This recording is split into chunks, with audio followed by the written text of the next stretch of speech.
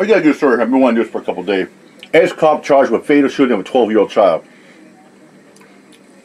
Ex-cop who shot fatally a 12-year-old charged with murder. Here we go. An ex-cop now who has been charged with murder. Let's put up his picture. Let's do it. This Philly officer shot a 12-year-old child in the back. In the back. In March, has now been charged with murder after the prosecution said the former cop fired from near point blank range while the unarmed child was on the ground. Unbelievable. His name is Edsol Mendoza. Edsol Mendoza. You see him there. Let me give you some background. He surrendered on Sunday and now faces counts of first and third degree murder, voluntary manslaughter, and possession of an instrument of crime in the death of T.J. Sedario. Mendoza was jailed and denied bail and is the third Philly cop. Count them. 1, 2, 3. Third Philly cop charged with murder in an on-duty shooting since the DA took office in 2018. We're going to get into the DA in a minute. I like this DA, by the way. At the time of the shooting, Mendoza was assigned to the South Task Force, a group that frequently encountered, if not caused, significant chaos. Let's put up a picture of the 12-year-old he shot and killed in the back. Here we go. Okay. That's TJ. That's TJ right there. Was killed by Mendoza.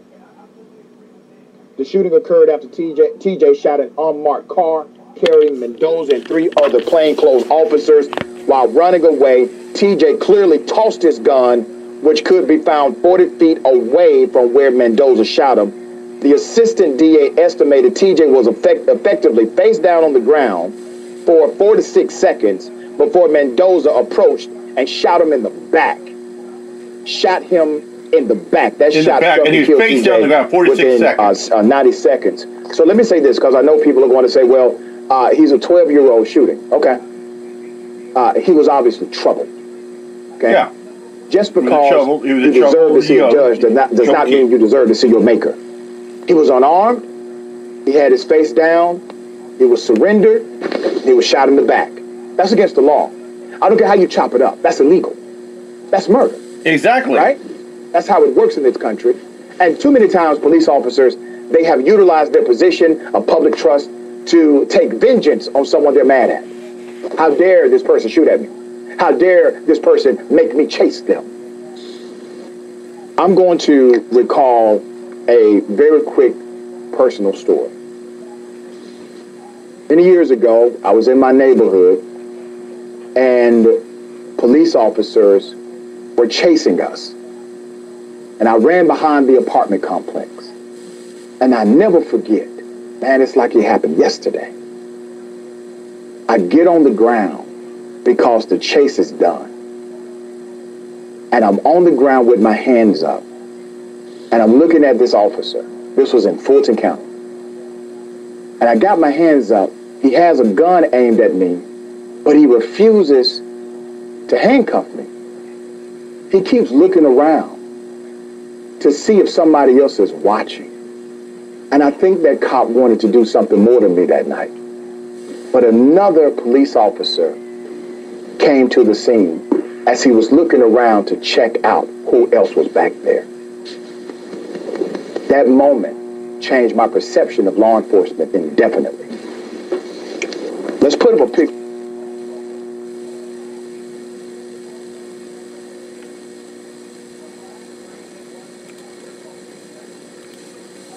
District Attorney Larry Krasner, remarkable person, Krasner said the shooting was captured on video and that it showed Mendoza firing the last of 3 shots at TJ after the boy either fell or dove to the ground while running from the police. The evidence showed Mendoza knew the small 12-year-old was unarmed when he shot the child, and his conduct before and after the shooting made it clear that he was aware that this was an unarmed 12-year-old child. Let's put up a picture of the police commissioner who did the right thing pretty quickly in this case. That commissioner is Danielle Outlaw. Yep, Danielle Outlaw is her name. Commissioner Outlaw fired Mendoza. Oh, but wait. Did he say Chief Daniel Outlaw? The same chief, ladies and gentlemen. I can't believe it. Boy, she goes to Philadelphia and boy, she makes herself popular and well good. She wasn't all that good in Portland. I think some of you remember back. If not, I'll teach you a little lesson. Yeah, Chief Daniel Outlaw has been correct with other people like Ted Kruger, Mark Wheeler. Yeah, Chief Daniel Outlaw put a restraining order, Eli Franklin Ritchie, son of Hightower, and he gave him a $250,000 bond, a stalking order. And all Eli went up to do was ask her a question about Portland police. Why they corrupt? Why they get away with so much? And why does people like Mark Kruger and Ted Wheeler, fascist pieces of shit, get away with it? Especially and other people like Chloe E. Daly, he's been battling for years. Yeah, he worked around the government and stuff like that before he had seizures and had to quit. He started wanting to hold the police accountable. We all do. But I still remember that Chief Daniel Outlaw filed a restraining harassment stalking order on son of Hightower, $250,000. And the guy who beat the crap out of a TriMet bus driver, a female bus driver, this guy, rearranged her face, and the guy only got $40,000. All right, back to the video. A 5-year veteran, a week after the incident, said his conduct violated department policy. Department officials declined to comment, citing the ongoing investigations. In a grand jury presentment, prosecutor said, and I quote, Mendoza and 3 other plainclothes officers, Kwaku Sarpong, Robert Cuccinelli, and Alexander Camacho, had set out that day to search for a 20-year-old suspect in a stolen gun investigation. The officers crammed into a single Chevrolet with tinted windows. They were not identifiable as cops. There was no clothing to signify that. For about an hour before the shooting, the 4 task force officers sat in their car where they believed the suspect might be before seeing 2 young people on bicycles. TJ and unarmed 17-year-old Camacho believed the older teen was a friend of the gun suspect. The officers decided to stop the boys, even though prosecutors noted police directives generally say uniformed officers should conduct such stops, not those in plain clothes. They violated that policy. Yep. Officers testifying gave different justifications for the stop, like wanting to talk to the 17-year-old and wanted to issue the boys a ticket for riding their bikes the wrong way on the street. Before they could initiate the stop, however, Sarpong flicked on the car's police lights, the grand jury said. And almost simultaneously, a bullet pierced the vehicle's back window. Krasner said evidence showed TJ had likely fired the shot. The DA questioned whether this could have been avoided with the presence of a marked car or uniformed officer. This is the kind of encounter that could cause someone on the street to believe that people who are pulling up are not police at all.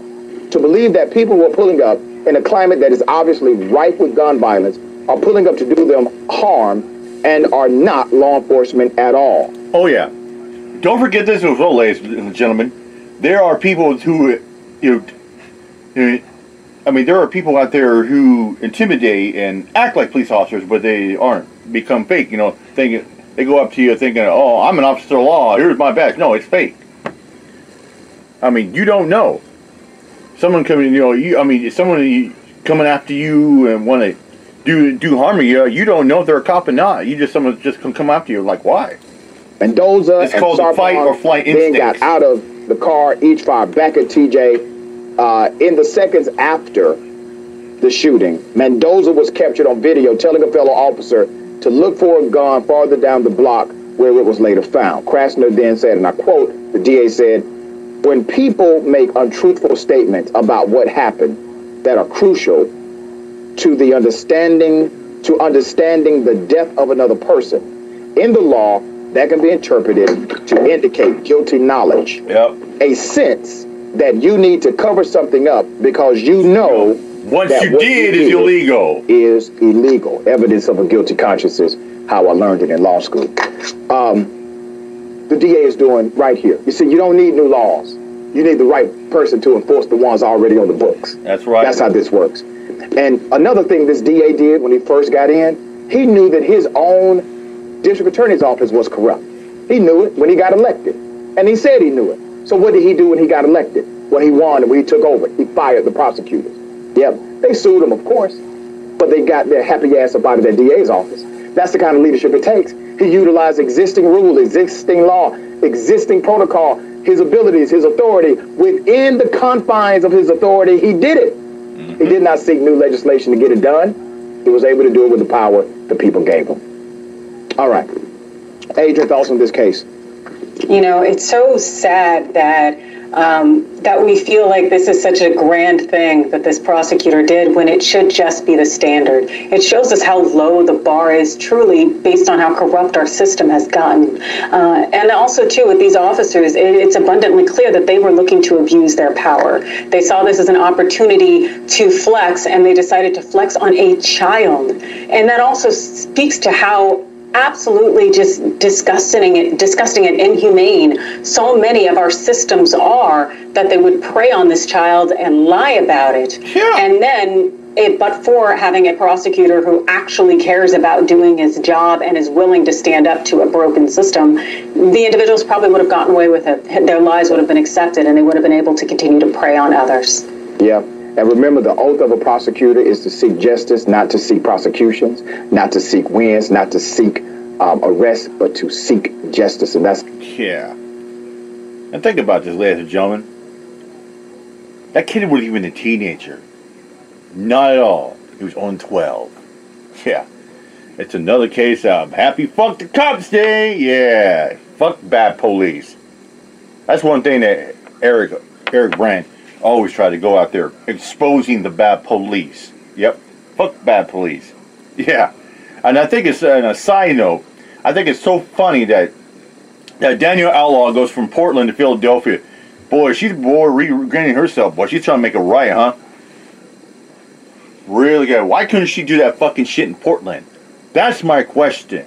She's making it right in Philadelphia. She did a good job in Philadelphia, but she wouldn't do shit in Portland. And that's why Son of Hightower was exposing these dirt cops out there. He was doing such a good job out there, and he exposed Outlaw. I'm not going to sit there and say that he's the reason why that she left Bolton Town. No. She bolted town because she got outed and was hanging around a bunch of dirty politicians and cops. Anyways, I'm out here. My job. Peace out. Much love and respect.